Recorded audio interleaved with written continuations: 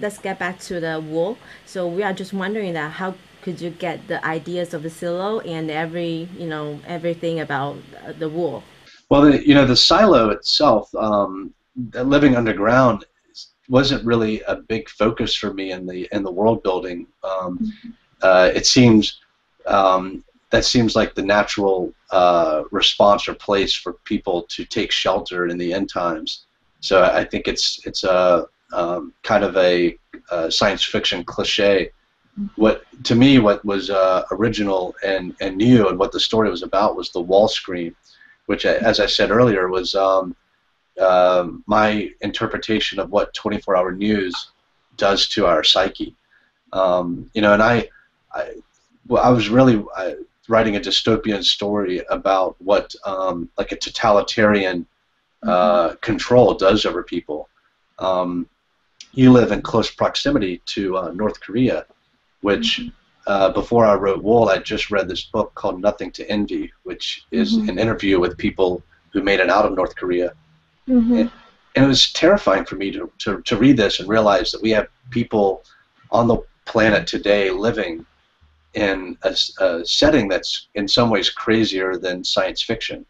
Mm-hmm. And so, even though my stories seem fantastic and crazy, I read the newspaper every morning, and those are the sorts of things that I inject into my stories. To me, they're stories about people today and the world that we live in today.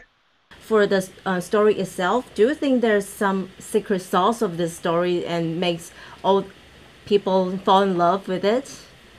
I think there are several things going for the story. One is that it's a story about people and about characters, and I think if you look at the speculative fiction that does well, it doesn't concentrate too much on the technology, and the ideas can be very deep and profound, but they're hidden underneath the story about real people overcoming challenges in their lives. So at the heart of the story, you have an incredible loss early on with a character that people love, and when once Juliet is introduced, you have a character that you know this Juliet character has really moved people. I get emails about people's response to her all the time and how much they love her and respect her and admire her, and that she's not perfect, she has flaws, and so that's works well for it. And then I think there's something that the story talks about that is applicable to the entire world right now as we go through some tough times financially, as we see some inequities. The layout of the silo really highlights the differences between upper and middle and lower class, and who's important in this world. Is it the person who built this house that keeps me out of the rain at night, or is it the banker who moves around money and increases electronic wealth for people? And I think as someone who spent years as a roofer and working as a mechanic and driving boats and doing physical labor, I think we don't celebrate those occupations enough. And I think having Juliet be like the totalitarian hero who comes from mechanical to fix society, it's a very endearing story that I think has captured the imagination of people all around the world. So, when you first finished the first part of the wall and put it on Amazon KDP, did you expect that it will become a real hit and kind of change your whole life? No, of all the stories I've ever written, I had the lowest expectation for this one. Really? Yeah, I mean, it was a story that was very special to me and important to me, but because it was kind of a darker story and had kind of a Twilight episode feel and ending, I didn't think it had any commercial potential.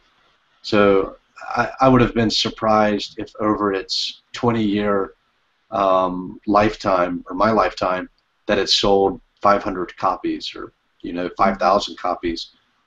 For it to go on and lead to me quitting my day job and writing full time and traveling the world to promote my stories Mm-hmm.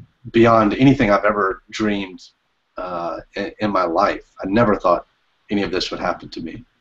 Mm-hmm. But I tend to be quite pessimistic with my own writing. Everything I read from other people, it's the most beautiful story Mm-hmm. ever. And I thought I was unique in this way, but it turns out a lot of my writer friends all Mm-hmm. are very critical about their own work. So when we publish our work, a lot of the people that I know, our fear is that everyone's going to hate it, you know, and there's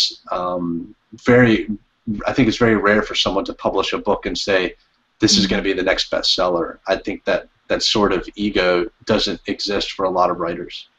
So when did you find out that maybe the popularity of this story might be different from what you just wrote in the past time? It started happening a little over 2 years ago. In October of 2011, I would go to work at the bookstore, and I could see my sales numbers. I would check them once a week because they wouldn't move very much. You know, I would sell maybe 100 or 200 books a month, and this little story sold like 1,000 copies that month, and that's when I looked at my boss at the bookstore and said, "Man, something's really going on with this story." And that's when I started writing more in the series. And when by the time all 5 of the parts of Wool were out and they were all at the top of the bestseller list, at that point I knew something was happening. I didn't know it would go this far. I didn't know what would happen, but something was different than before. It was like being a musician who gets discovered, or an actor or actress who's been working for a long time, and then the right person sees you and gives you a chance, and then your world turns upside down.